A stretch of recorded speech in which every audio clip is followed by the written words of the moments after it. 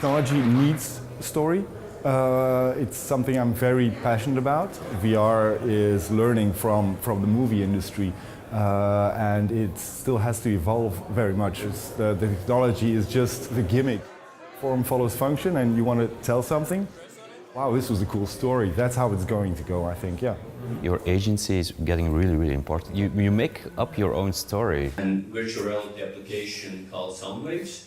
You can experience sound in 3 dimensions. Hackathons ir praksē pārbaudīts formāts, kā ļoti īsā laika intervālā pārbaudīt ļoti radošas un inovatīvas idejas. No pressure. Mēs mēģinām dot bērniem un jauniešiem tādu audiovizuālo saturu, kas būtu daudz noderīgāks viņiem, gan viņu domas izveidēji, gan arī izklaidē. 24 stundas strādā no vietas, lai realizētu pirmo ideju, kas pēc tam var kalpot kā sēkla tālākajai produktu attīstībai.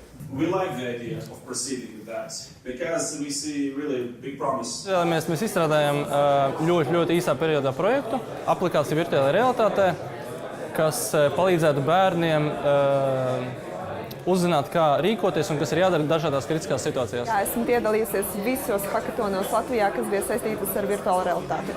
Ļoti vērtīga pieredze, īstenībā arī prototipēšanā, arī pičošanā un arī kontaktu veidošanā.